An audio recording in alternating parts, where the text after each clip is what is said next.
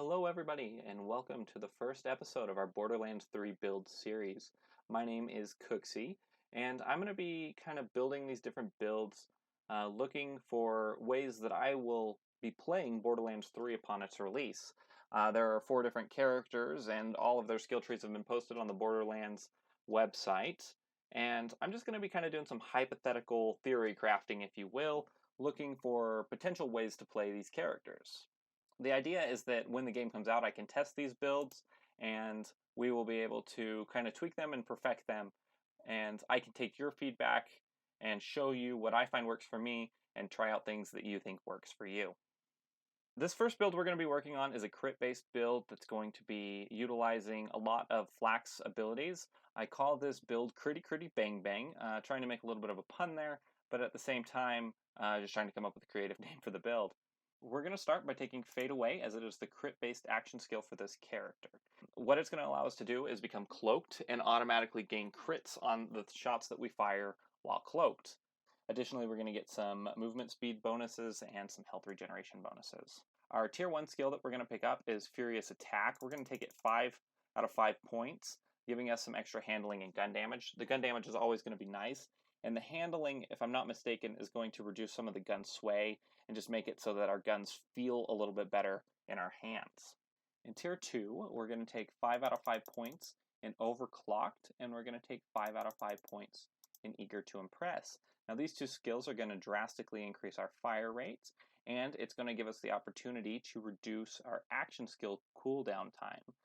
Each time we get a kill, it will reduce it by just over a second, and each time our pet gets a kill, it will reduce it by 2.5 seconds, which will be really nice because the skill has about a 45-second cooldown.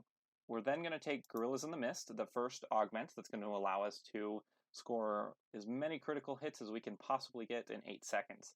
The damage is going to be reduced, though, from 200% to 50%. Our tier 3 skill is going to be Turn, Tail, and Run. We're going to take 3 out of 3 points in this skill, allowing us to kind of get the best of both worlds. While we're moving, we'll constantly regenerate health and gain some damage reduction.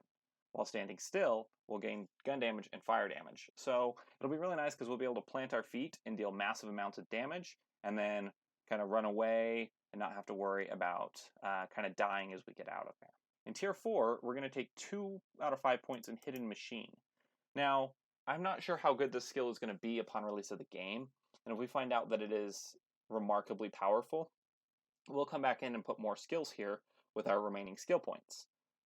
However, if it's not all that great, we're just using those 2 points, which actually could be put over here as well.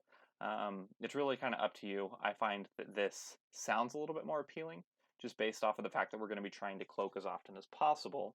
But these points are going to allow us to come down here and grab Unblinking Eye and unlock our 5th tier. So I'm going to put Unblinking Eye in the 2nd slot, and for now, that's how I'm going to leave this tree.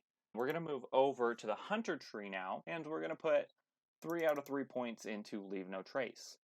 Leave No Trace is super nice because each time we score a crit, there will be a chance for ammo to be added to our magazine, meaning that we reload less often, and we can continually use high fire rate weapons to just wipe out any enemy that we choose. Interplanetary Stalker, we're going to put 2 points into, as it seems to be the better option for this build than Second Intention. Those 2 points are going to unlock tier 2 in this tree, which is going to allow us to get 3 points of head count and 2 points of Ambush Predator. However, Ambush Predator you could potentially put 5 out of 5 in, as it does further increase that critical hit damage and handling, which is kind of essential to this build. But not quite as essential as Two Fang is going to be. Put 5 out of 5 points in there, and the way this is going to combo really nicely is that extra projectile will come out of your gun 1 out of every 4 shots, and 1 out of every 4 shots could potentially be added to your magazine if it's crit, meaning that 25% of the time you'll fire a bullet that has a 36% chance of making its way back into your gun. Really cool. Once again, it will prevent us from needing to reload near as often. Our tier 4 skills are both really good, so I'm going to suggest we take 3 out of 3 in both. Now the first one, the most dangerous game, is a Hunter Kill skill, which is going to give us increased critical hit damage, gun damage, and handling for a long time. And when it says a long time, it means a long time. We're talking 2 minutes.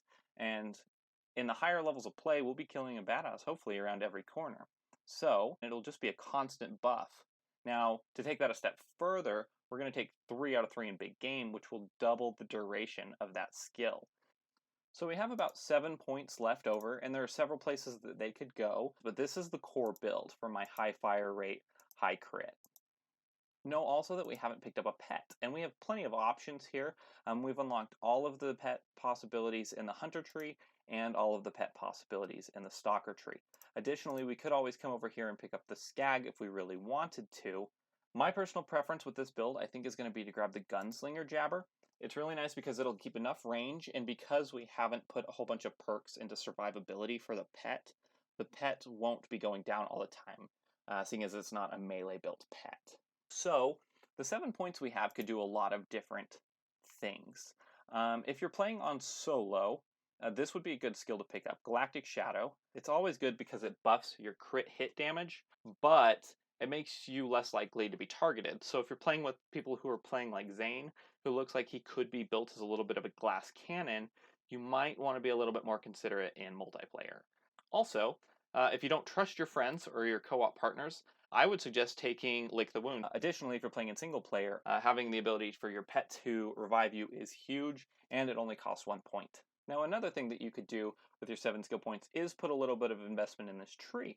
Ferocity is going to give your pets just more damage, which would partner really well with Sikkim, which would lower the cooldown and increase damage of your attack command. The next thing you could do is put 3 out of 3 points into Persistence Hunter, which is just going to give you 45% increased duration on your action skill. This means that we would be invisible for almost 11 seconds, where every bullet we fire is going to be a crit, which means every bullet that we fire has a chance to be returned to our magazine, and we're going to be getting ridiculously high number counts when it comes to those bullets because of the two-fang skill. So we'll put those 3 points there. If we want to go back, we can add a point here and add that point there, which leaves us with about 2 skill points left that we can kind of put anywhere. And it's really up to you where you want to put them. Personally, I'm thinking that it would be a good idea to put 1 point here, giving 10% extra damage to our pet, and then putting 1 point right here, probably, giving a little bit of cooldown reduction on that attack skill and a little bit more damage on it. Now, going back to when we had those 7 points left, it also is a possibility to finish off and get to the capstone of either of these trees. If we want, we could put a point in Lick the Wounds, and we'll go a little bit more survivability wise, putting 5 out of 5. Actually, we could do 4 out of 5. Grab the power inside, and you know what, we come back in and grab Galactic Shadow. That's going to make us a lot more bulky. It's going to give ourselves a little bit of health regeneration, and it's going to give us the power inside skill, which means that when we use our action skill, both us and our pet are going to get extra damage, and it lasts for 15 seconds. Now, this extra damage is just rated as a 25, and it's unknown as to whether that 25 means 25 extra damage points on top, or if it's 25, kind of like Helios was on Maya's skill, where it just gave like a numeric value for the damage. 25 seems relatively high in that instance, considering Helios only had a 5. Or if we want to come back to the very end, we could put some of these skill points here in Galactic Shadow. We could add 3 more here, give us a lot more crit damage, and throw a point in Megavore, which is going to give us 20% chance to crit on any bullet fired. This would be really nice on bosses and targets that are a little bit harder to hit that crit spot, such as like Hatterax from the Commander Lilith DLC in Borderlands 2. And then once again, maybe just add 2 more points here to get another possible build. There are tons of variants. Once again, it's kind of up to you what to do with those last 7 skills. Alright guys, well thanks for watching. I look forward to testing out this build. Go ahead and continue to check back, and go ahead and subscribe if you want to actually see gameplay of this build upon release of the game. Thank you.